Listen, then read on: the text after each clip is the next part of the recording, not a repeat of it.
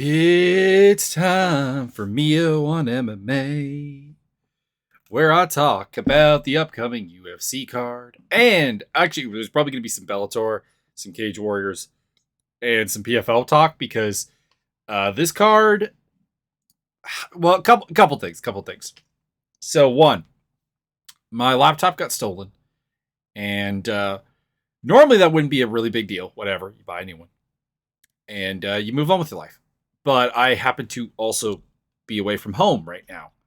And as a result, this means that I did way less video study for this fight card than normal. And as a result, I'm going to have chronically less things to say about it. But on the bright side, the main event is super, super interesting. So I can probably stretch it out to like 30 minutes. We'll find out. And there's also some interesting news elsewhere. Molly McCann's going to fight against Erin Blanchfield. That is surprising because, like, realistically speaking, Blanchfield is a bit of a trap fight in the sense that I don't think that the casual fan base, and again, this is not like insulting the casual fans. Without the casual fans, the UFC doesn't make money. Everyone's into this fandom to a different degree, and there is absolutely nothing wrong with that. But I don't think that there's an appreciation from a large chunk of the fan base as to how good Erin Blanchfield actually is. So it's a bit weird that they're taking the risk of doing Molly McCann against a serious fighter and not having it be someone who is more high profile. Someone whose skills and perception actually match. Whereas it feels like the perception of Blanchfield is kind of in the middle. Like, not that she's a bad fighter or anything, but like that she's a good fighter, but not anything particularly special. And she is. She has a really, really, really solid takedown and grind out game, which I think is actually going to be a really bad idea for Molly McCann. But maybe I'll review some footage and come up with a different idea. Sam Alvey apparently is out of the UFC finally. Talking about fighting one of the Paul brothers. I believe Jake Paul was his idea because I think Logan Paul, who's off in WWE now, is probably more or less done with boxing. I would think. Logan never seemed to be. I guess this is the difference. Is I dislike both Paul brothers essentially because before this whole boxing thing, I didn't get their appeal. They just annoy me. They just seem like douche bros. But at least Jake Paul seems to be serious about boxing. So it feels better when he fights somebody and gets some attention. Whereas like Logan Paul fighting Floyd Mayweather felt like vomit inducing. But there's that, I guess. So yeah, you got that coming up. You've got or you don't have that coming up, but you have that to talk about where like Sam Alvey wants to fight Jake Paul. Probably not going to happen. Probably not. There's bigger fish to fry. I think probably we're headed towards Nate Diaz versus Jake Paul at some point once Nate is off the books with the UFC. And we lost Judo Gene LaBelle. R.I.P. to Judo Gene. A legend in martial arts, in both martial arts and in Hollywood. And that's a big deal. And I don't really have anything else to say, particularly on the matter. I think that covers kind of the scuttlebutt, the news, the social media takes, the whatever. There's, of course, still a lot of flame posting going on between Charles Oliveira fans and Islam Makhachev fans, and it'll probably give you a little bit of a headache if you go too deep into it. So let's get into the fights. Marlon Chito Vera, Dominic Cruz. This is a fascinating fight. It's a fascinating fight because on one hand, it's hard to believe that Dominic Cruz, given his physical decline, is going to have the answers for Chito Vera, who has shown incredibly well lately. Incredibly well. That Rob Font fight really, I think, has to change perception of him. Because with the Font fight, I picked Font. But honestly, I thought that Font had all the answers. That he could control the range, establish the jab, and really get it done. Because Cheeto doesn't necessarily have a great wrestling game to rely on. And I didn't think he had really an answer for like a ranged striking game. Apparently he does. But at the same time, like with Dominic Cruz, you have a guy who, despite the physical decline, the blowing out of his knees and so on, the lack of activity, the fact that he really doesn't present a finishing threat in any way, realistically, take it with the Mizugaki fight, and still has all of the things that I still kind of worry about with Chito Vera. Like, he does actually have a pretty good wrestling game and a very creative one that he could possibly get interesting with and utilize in his game. He has elusive footwork. He has an outside striking game that is hard to compare to really anyone else in the division. Like, there is a certain level of ability to reset and keep range and reset again and again and anger Chito Vera, who does fight very hot under the collar, and just basically kind of do the matador to the bull. Like, there is an absolute way that this probably could, that like my brain can conceive of Dominic Cruz in 2022 even still beating Chito Vera. But do you pull the trigger on it? Do you assume that a guy whose knees are kind of gone and whose style really does rely on explosive striking and who kind of was shown the decline when he fought Casey Kenny? Like, he won that fight, I thought, by a more comfortable margin than a lot of other people had. But honestly, since beating TJ Dillashaw in 2016, we have not seen an amazing performance from him. Yes, he beat Casey Kenny. Yes, he beat Uriah Faber. Faber, however, is also a guy of the prior two generations, honestly, if we're being completely honest. Like, keep in mind that Uriah Faber is the guy who lost the featherweight title to Jose Aldo. Well, actually, to Mike Thomas Brown. But, you know, then to Aldo. Like, that's how long ago that was. And then with Pedro Munoz, you have a guy who is not a complicated striker, not a particularly creative striker, and is kind of foot slow. A guy who is incredibly tough, whatever. But, like, Cruz's game was never about out-toughing people. It was never about finishing people. So just being tough wasn't really going to be enough then. And that brings us to Chito Vera, where it's like, Vera has a lot of power. I think he has reach. I want to say he has reach. Let me pull this up. 2.5 inches. Nothing extreme, nothing ridiculous. By the way, we are going to talk about a ridiculous size, height and reach discrepancy later in this card, which is going to make this look like nothing. But 2.5 inches of reach is pretty big.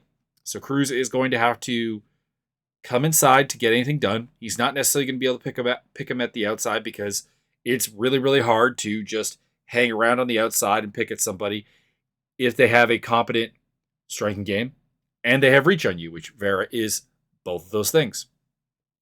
Vera can hurt Cruz. Obviously, we haven't seen it, but realistically speaking, watching Vera absolutely mollywop Rob Font like repetitively in their fight makes me absolutely believe that Vera can hurt Cruz.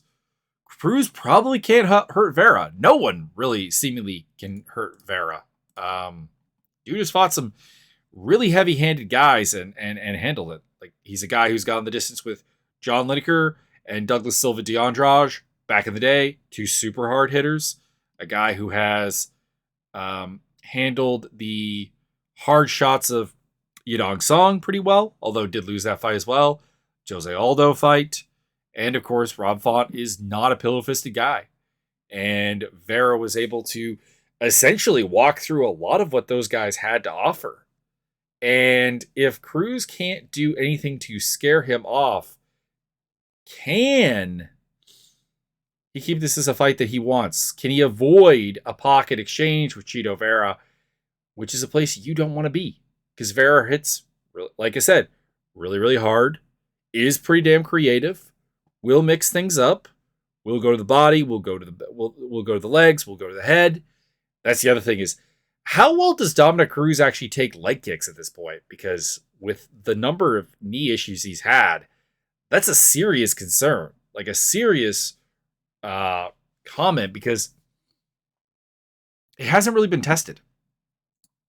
If you look at Dominic Cruz's fights, you've got Pedro Munoz, who is a great leg kicker, but is a guy who has a reach disadvantage, is a guy who has a foot speed disadvantage, although Chito Vera is not super foot fast. Casey Kenny's not really known for his leg kicks. Henry Cejudo, not really either. Garbrandt, not really either. Faber, not really a kicker. Again, you'd kind of have to go back to like TJ Dillashaw, which, again, 6 years ago. I'm going to go with Chito Vera. Via 4th or 5th round TKO. The reason is that I believe that Chito Vera can go 5 rounds with Dominic Cruz without getting hurt significantly. I don't believe that Dominic Cruz, as elusive as he is, as defensively, not necessarily responsible, it's not necessarily the word, but as defensively aware as he is, can avoid getting hurt by Chito Vera over that long of a path. I think at some point Vera is going to connect.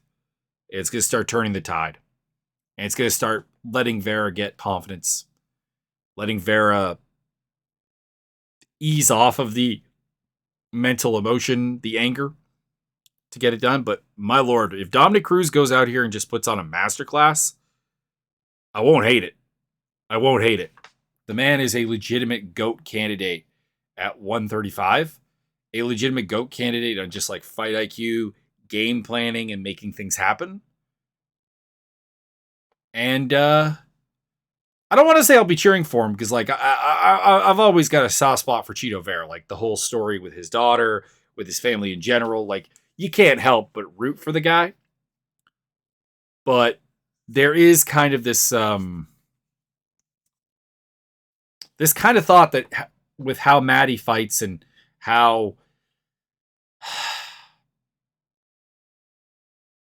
I don't want to say dumb, because by MMA standards, it's not even low fight IQ, but how little preparation he seemed to have beyond the Rob Font fight always does concern me about like him having a relatively him being basically at his ceiling at 29 years old, that this is the best Chito Vera we've got, and that's not a guy who's going to challenge for a championship at any point. But maybe it will. Maybe it will. Because bantamweight is, I don't know, bantamweight's a weird place. Like he went out there and he dummied Rob Font, and I didn't expect that. So if he goes out here and just absolutely dummies Dominic Cruz again, or Dominic Cruz, not again, but dummies another opponent of considerable merit at bantamweight, maybe I have to revise that opinion. Odds-wise, I'm pretty sure Chito Vera is the favorite. Yeah, minus 240, plus 200 for Dominic Cruz. I don't want to say that that's wide, because, I mean, betting money on Dominic Cruz at this point is... It's really looking at, like, a guy who has knees that are falling apart at all times and is not routinely in the cage. So I can't say that that's really all that wide, but it does, in some ways, feel a bit wide, because what Cruz has got is a game that historically has caused some issues for Chito Vera. And I fully think Cruz will have his moments and will ask some significant questions. Now, the next line is way too wide, because David Onama, minus 280 versus plus 235, Nate Landwehr. So here's the thing. Before the Ludovic Klein Mason Jones fight, I probably would have taken Onama here just straight up. I would have had the fact that Onama lost to Mason Jones, who does fight very similar to Nate Landwehr. There's a lot of parallels between those two. was not really all that relevant because my assumption, honestly, going into that Klein versus Jones fight was that Jones was a much better pressure fighter, a much more varied fighter than Nate Landwehr. And that's why he was able to take the early advantage over Onama, who always seems to be a bit of a slow starter, get in there and, build a lead, build some momentum and get the ball rolling. And Onama, who is pretty good at fighting from behind, can do that. Or would be left to be trying to make a comeback. And then I watched the Ludovic Klein fight, of course, with Mason Jones, and we saw a guy that Landwehr pretty easily handled in Klein in a very similar way to what Mason Jones tried to handle him, and Jones failed absolutely. So there now is in my brain this idea that like Landwehr might actually be a much better pressure fighter than Mason Jones, even though just one fight prior, I would have said the complete opposite. And that's what's making this fight incredibly interesting because, like, I want to pick Onama. Onama feels like a guy who has a lot of major potential, although should not be a minus 280 favorite in this fight. He's very tall, very long, 5'11", 74-inch reach at featherweight. These are huge. This is taller than me, and this is a longer reach than me, and I would be, 4 weight classes bigger? And he's a guy who can adapt, who can fight from behind, who can come up with solutions, who can find limitations of the opponent, who has a surprisingly good wrestling game, a surprisingly good grappling game. Because when he came into the UFC, I expected the grappling and the wrestling to be an Achilles heel, and it's still the weaker part of his game. But he really is actually a pretty competent wrestler and grappler. He's a competent back foot striker or lead striker. There's a ton of athleticism there. Fast, explosive. Can do really anything you want, anything you could ask as a striker. But there is that concern that like he has a slow start, and Nate Landwehr's problem has been that he either just gets blown out of the water, Julian Rosa, Herbert Burns, or he gets early success and keeps building. Ludovic Klein, Darren Elkins. And that's the big concern, that if Onama falls behind, if you give Landwehr a lead, is there an opportunity to come back from that? Is there a door back into the fight for Onama? Because even against Jesse Armfield, or Armfelt? Is it Armfield or Armfelt? The last guy that Onama fought, Garrett Armfield. Oh, Jesus, I butchered that horribly. Garrett Armfield. You saw Onama against a guy that he had beaten before start very slowly and actually give Armfield a lot of moments, even though, like, realistically speaking, Armfield shouldn't be fighting at featherweight. Armfield is kind of a relatively meat and potatoes fighter. And granted, so is Landwehr.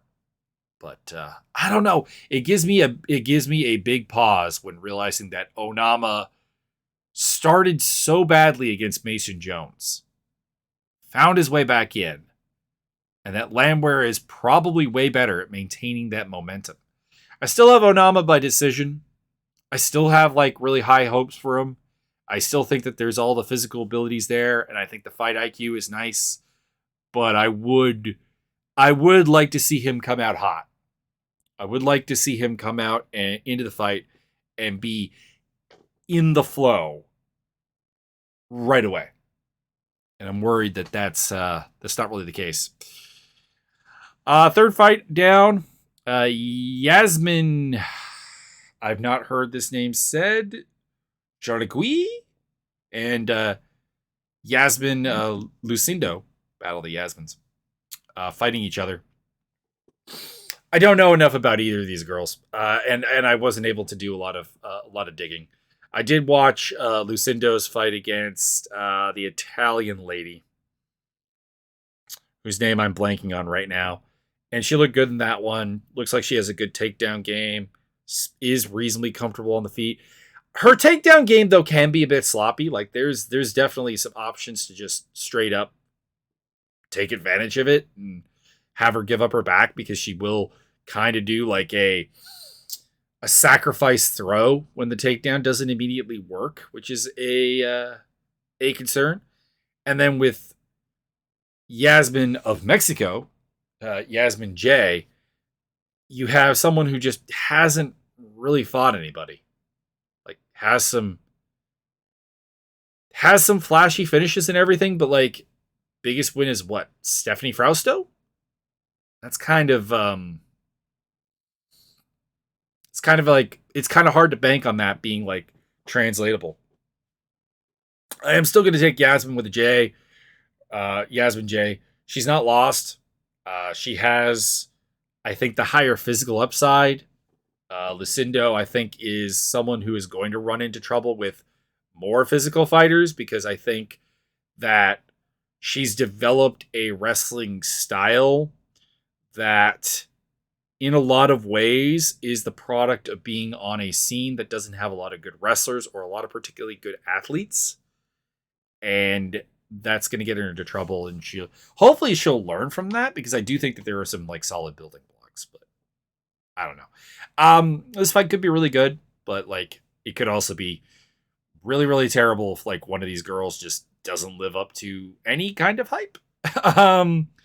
Devin Clark versus Azmat Mirzakhanov. Minus 200 plus 170. Yasmin J is the favorite. Devin Clark is the underdog against Azmat Mirzakhanov. I'm a little surprised by that. Like, I'm picking Mirzakhanov to win by TKO, but I don't know if what Mirzakhanov has done in the UFC, which is basically stopping Tefwan Njukwe, is really all that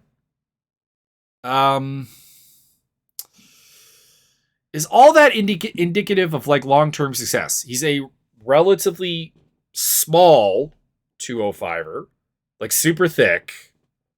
You know, he's a girthy man, but like, you know, 5'11", not a particularly long reach. I want to say it's like 71 inches. Yeah, 71 inches, 5'10". Like, there's immediately some concerns there, and as strong as he seems to be, I none of his fights seem to be him really imposing his will as a wrestling takedown force, which is weird. You would think that would be something that someone of that build would be doing. You would think that would be his path to victory. But no, his path to victory seems to be like flashy moments of hurting people and then finishing them. Now, fortunately for him, and the reason I'm picking him against Devin Clark is Devin Clark is prone to getting, you know, hurt in a flashy manner and getting finished. His famously had like most of his teeth knocked out at one point. There's like defensive liabilities all over the place for him. And he's not a guy who's going to victimize Mirzakhanov's lack of reach. He's not going to fight from the outside. He is going to come in. He wants to strike in the pocket. He wants to clinch. He wants to wrestle with people. So the opportunities for Mirzakhanov to pull off his magic trick absolutely are there. And that's why I'm picking him. But I am surprised to see him up at almost a minus 300, or pardon me, he's only a minus 145 favorite. Where am I getting old numbers here? Was he up at one point? Or am I looking at the wrong fight? Yeah, no, he's only minus 145. I am surprised that he is the favorite. Devin Clark is the more proven UFC fighter. I was kind of thinking I'd be taking a bit of a hot take by picking him, but I guess not. I broke down Ariane Lipski versus Priscilla Cachoeira. My thoughts have not changed. I'm taking Lipski by decision, based on the fact that Lipski has shown some signs of becoming a good fighter, and Cachoeira is kind of trash. Just like super tough. Like the zombie girl nickname really, really, really works because she fights like a zombie. Lipski did not make weight comfortably last time, did not get medically cleared. If that happens again, I would have to reverse my pick. But until I see a pattern of her not being able to handle the weight cut, I'm still assuming that she can. Bruno Silva versus Gerald Meerschaert.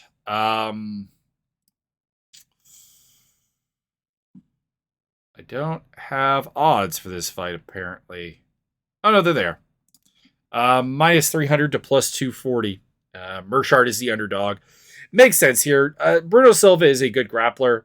He's a good athlete. He's a powerful, explosive striker. I wouldn't really describe him as a good striker. I want to make that quite clear. I think there are a ton of defensive liabilities in his game. But, like, is Gerald Mershart going to exploit that? No. Gerald Mershart himself is a opportunistic grappler. Nothing particularly physically impressive about him. He, at one point, did show off a really good outside striking game against Darren Wynn, but I tend to think more and more as we see that was more a function of Darren Wynn being bad in a nutshell.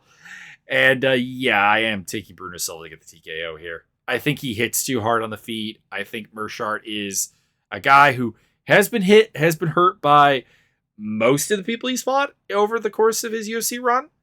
And Silva can hurt him. Silva can finish him. I'm not sure I go as much as minus 300, but like I do feel pretty comfortable that Bruno Silva gets this victory. Angela Hill versus Lupi Godinez. I'm concerned on both sides of this because on Godinez's side, there is the fact that everything about her game kind of has to feed into every other part of her game. Like it's very much a machine. It's this gear moves to move this gear, to move this gear, to move this gear, to move this gear. And if you can disrupt the flow of her game, and Angela Hill has the tools to do it, you can really make her look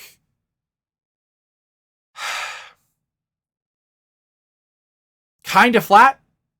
Like the Luana Carolina fight was like a great example of that. I know Carolina's a weight class up and it's like, oh, she's big.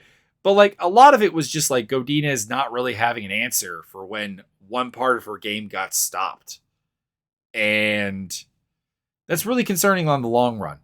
And also, I don't really believe that Carolina is that much more physical than Ariana Carlosi, because Carlosi is a beast, even though weight class below. And Lupi just steamrolled her. I think it's just having any kind of awkwardness, any kind of tactical counter to her, to any part of her game, will really kind of set it down. But I kind of had to jump off the Angela Hill bandwagon when she lost to Verna Jandiroba. And it's not that she lost to Verna Jandiroba, because Jandiroba is a very good fighter. It was that I picked Hill to win that fight on the idea that she would recognize the one area she could not be, and that she would execute the proper footwork, game plan, and striking acumen to avoid that.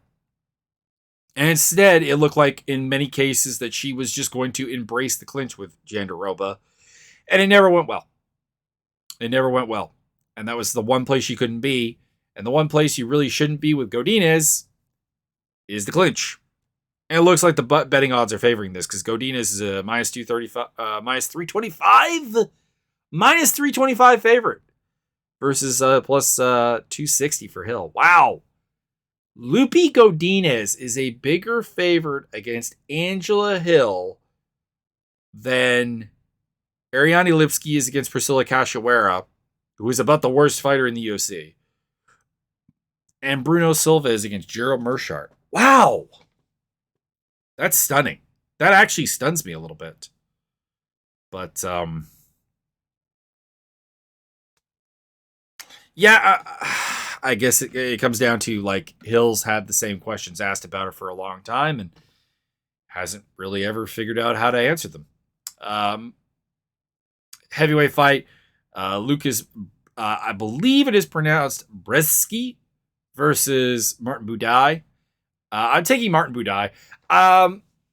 In Lucas's case, I've never developed a really good feel for him, because like the two people he fought that per se mean anything, Ednaldo Oliveira and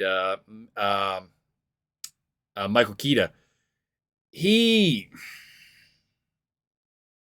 kind of struggled with both of them. Like he got the win against Oliveira, he got the draw against Keita, which I thought was a little bit misleading. I think he should have won that fight. but I don't know. I don't think that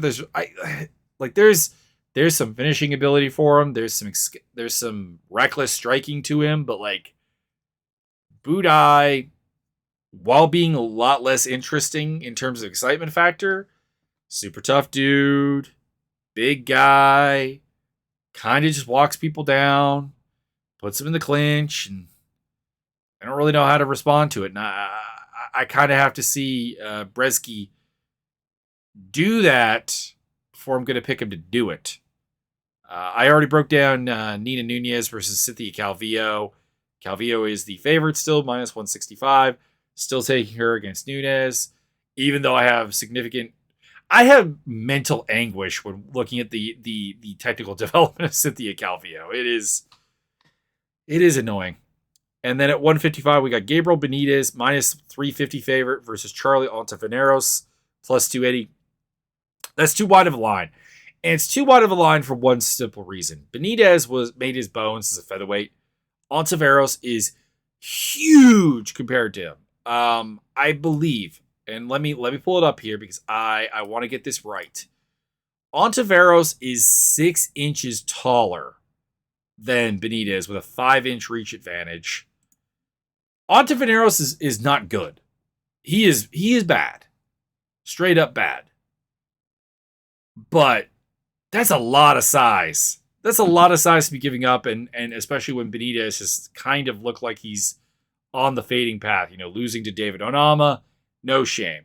Losing to Billy Quarantillo, no shame.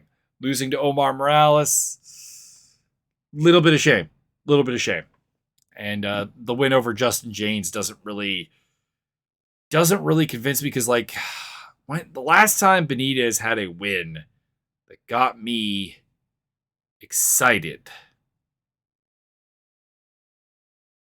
Jason Knight, 2017. He's only had 2 wins since then. Like that, it's hard to give the guy like that, and with the size at play, a minus 350 plus betting line. But I can't pick Ontiveros. He is just so bad. Everything from his striking to his grappling to his wrestling, it's all a complete mess. And Benitez has a good counter game. He's got a pretty good kickboxing game just in general. Good at neutralizing people. Again, it won't surprise me if Ontiveros goes out there and just like goes and big brothers him. Just absolutely big brothers him.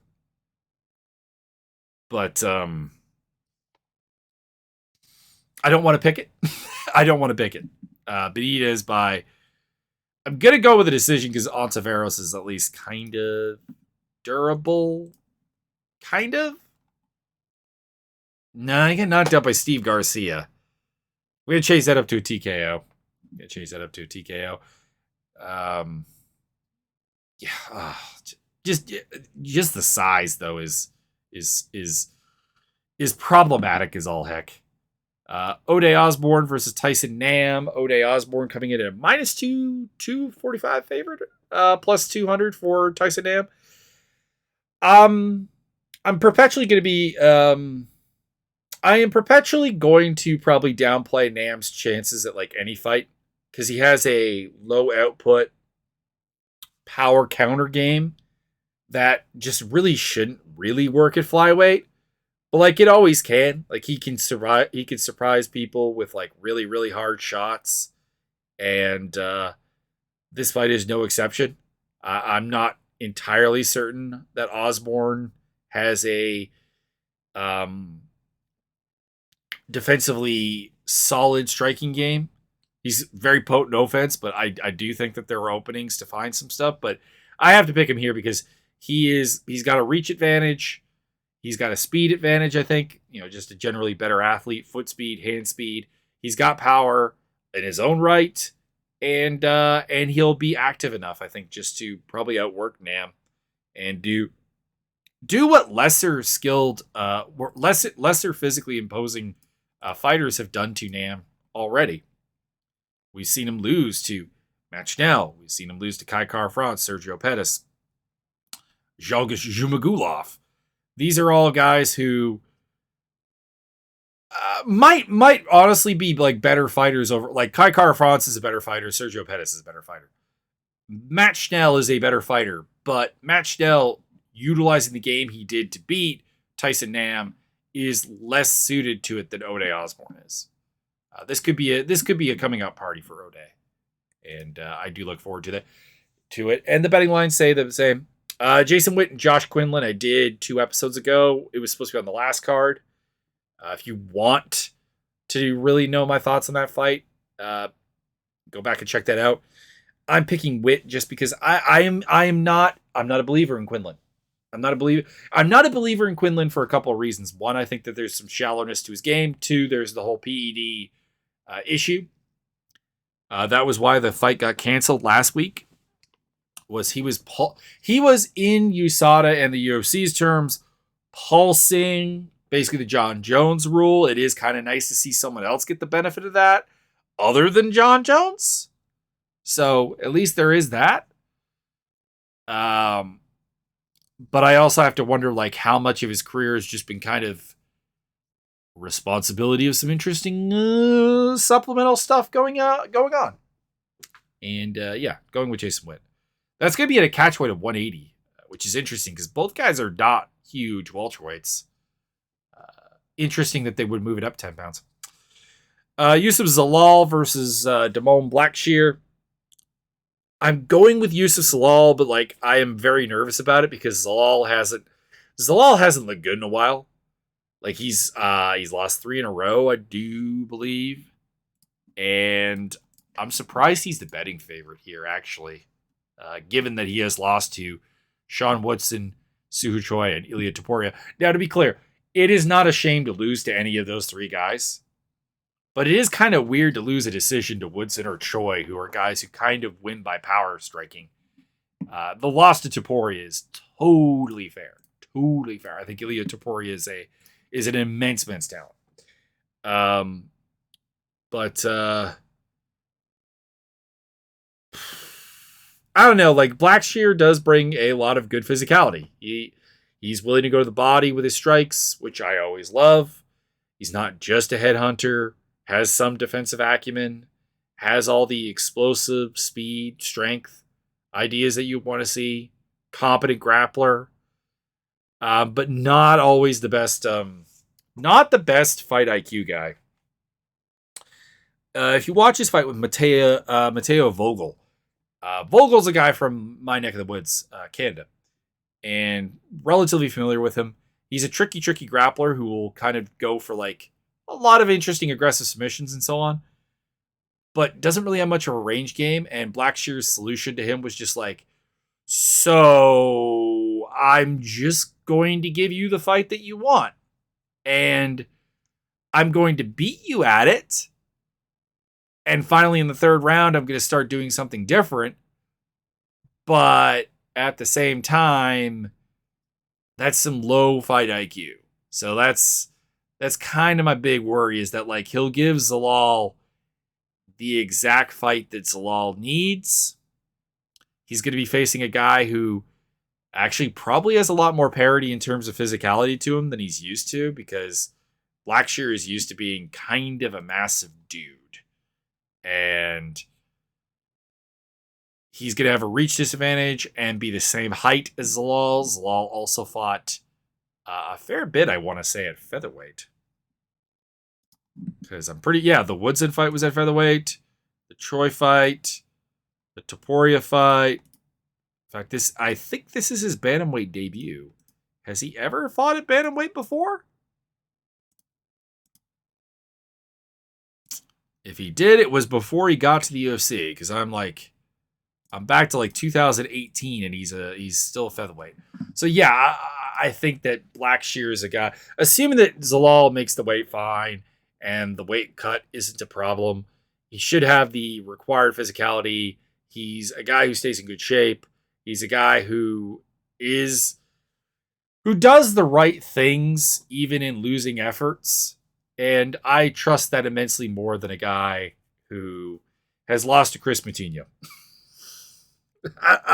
That's the other thing. I saw that loss to Chris Patino. I've not seen the Chris Patino loss. I've not seen how he lost to Chris Patino.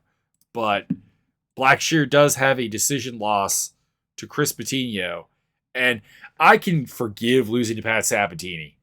100%. Pat Sabatini is a great fighter. I can forgive losing to Danny Sabatello, who is kind of boring and like one-dimensional, but is really, really good at that dimension.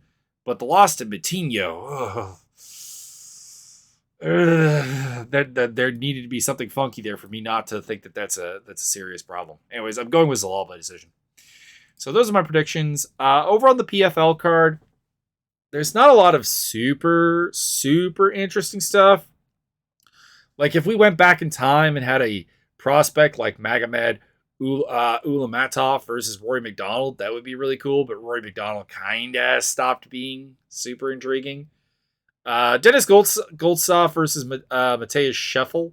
That could be a really good fight, actually. That could be a good action fight. Taking Scheffel in it. Taking Umalatov. Taking Henan Faheria to win his fight against the Croatian dude, Ante Delija. Carlos Lille versus should beat Sadabu Sai, which actually I do think that's also a pretty good fight. And then the rest is kind of not really all that interesting. Cage Warriors has Sam Creasy versus Stipe Brinchik. That should be a good fight. Actually, I think I actually have a lot of expectations for Brinchik, and I'm taking him to win that fight. But Creasy's a good fighter. He's a dude who will take you to deep water a lot of the time. And the Bellator card actually looks really good. I think you should go out of your way to actually check this out. Neiman Gracie versus Goto Yamamuchi. That should be actually a lot of fun. Yamamuchi will have a striking advantage probably, but his striking is so molded to his grappling that we're probably going to see a lot of grappling. And I have to take Gracie in that. Steve Mowry faces a big test against Valentin Moldavsky. I'm taking Moldavsky, but I am very interested to see what Steve Mowry can do. Alimale McFarland versus Bruna Ellen. That should be a reasonably good fight. Taking McFarland. But then again, I don't know. The McFarland fight versus Justine Kish really has me thinking, rethinking what I think about her. And then at heavyweight, you got Said Soma versus Gokhan Sarikam. That's a good fight between two like really underestimated, like two up and coming guys who I think have a bright future in the heavyweight division. I'm taking Salwa in that fight. Austin Vanderford is fighting Aaron Jeffrey. See how Vanderford handles it coming off of a loss. I've got my Canadian boys, Jeffrey and Josh Hill, to cheer for. I am picking Josh Hill to win. I'm not picking Jeffrey to beat Vanderford. Deanna Bennett versus Justin Kish. That's another pretty relevant fight. Pretty fun fight. I'm taking Kish in that one. My problem with Justin Kish, though, is that like I've at various points. By the way, classic failure to build a card, build anything off of somebody winning, right? Justin Kish beats Alimale McFarland, ends up on the undercard, the prelims, while McFarland's on the main card. Not that McFarland shouldn't be on the main card, but it feels like Kish should have gotten a bigger payoff for this. Not necessarily that her opponent's a problem, because Deanna Bennett's a good fighter and someone who has beaten her before. But I kind of think she should. See. Here's the thing. I thought that Kish should beat McFarland should have beaten Bennett the first time, and she didn't. So I'm kind of nervous to pick her, but at the same time, I feel like it makes a lot of sense. I don't know. I've been a pretty reasonable booster of Kish a lot of the time, and she has let me down repetitively. So maybe this is a sign that you need to bet against me here. What are the odds on that fight? What are the odds on that fight? I'm not betting anything. She's the underdog. I don't know. Like, I get it. She lost the fight, but there's so much about Justine Kish at flyweight that should work out. That really just should work out. It's not. Those are the fights. I'll be back with you after the fights with the recap. I'm hoping like it's one of those cards that is like kind of lacking in name value. And like when you have Nate Landwehr in a co-main event, it's a bad sign. But at the same time, super interesting heavy or main event. Pretty interesting all the way down. There are some fights that I really am not remotely looking forward to on the card. Benitez versus Ontiveros, for example, kind of trash, but like Clark versus Mirzakhanov is kind of interesting. Mershart versus Silva is hopefully a springboard for Silva.